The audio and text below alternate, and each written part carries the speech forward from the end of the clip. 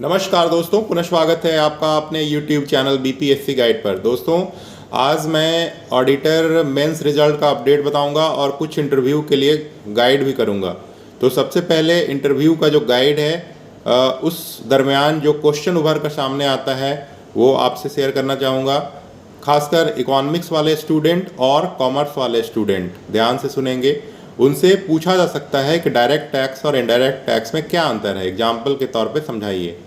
तो direct tax उस tax को कहते हैं जो जिस व्यक्ति पे लगता है या जहाँ पे लगता है बोझ उसी व्यक्ति को सहन करना पड़ता है। मतलब जिस पे इम्पोज किया जाता है उसका बर्डन भी उसी पे पड़ता है, तो उसको डायरेक्ट टैक्स कहते हैं। जैसे इनकम टैक्स हो गया, वेल्थ टैक्स हो गया, कॉर्पोरेशन टैक्स हो गया, ये सब डायरेक्ट टैक्स के एग्जाम्पल हैं।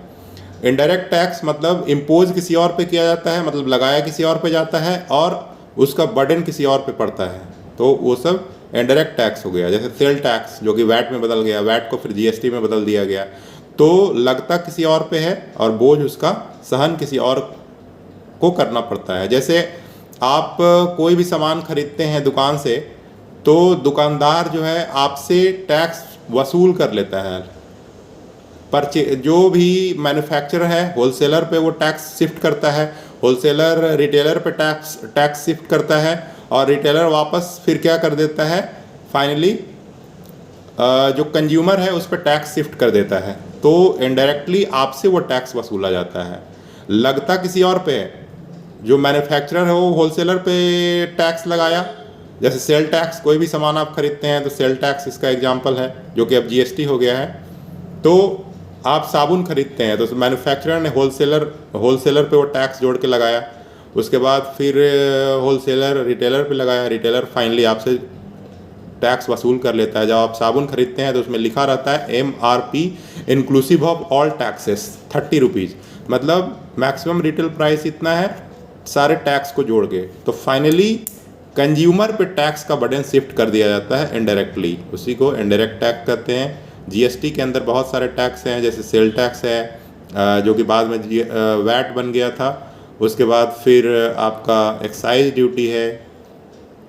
ये सब जो टैक्स है वो सब इनडायरेक्ट टैक्स के अंदर आता है। तो इस तरह से पब्लिक फाइनेंस जो चैप्टर है आप उसको मजबूत कर लें। अभी कितना टैक्स स्लैब चल रहा है करेंट फाइनेंशियल ईयर के अनुसार, वो भी पूछा जा सकता है एग्ज़ाम में। और अब जब आप ऑडिटर मेंस रिजल्ट की बात करेंगे तो बहुत अच्छी खबर है आपके लिए कि रिज़ल्ट जो है 15 अप्रैल के बाद कभी भी आ सकता है। ये मैं कह सकता हूँ कि रिज़ल्ट अब आने वाला है। अप्रैल में कभी भी रिज़ल्ट आ जाएगा, अप्रैल से मई नहीं होने वाला रिज़ल्ट। आप विश्वास रखें और इंटरव्यू की तैयारी में पूरे जी जान से जुट जाएं। मई में आपका इंटरव्यू हो सकता है और इंटरव्यू की तैयारी में आप अपने व्यक्तित्व में निखार लाएं और कम्युनिकेशन स्किल को स्ट्रॉन्ग करें और मिरर प्रैक्टिस करते रहें। इस तरह से आपका इंटरव्यू अच्छा जाएगा। तो इन्हीं बातों के साथ धन्यवाद। अगले वीडियो में मिलते हैं। जय हिंद।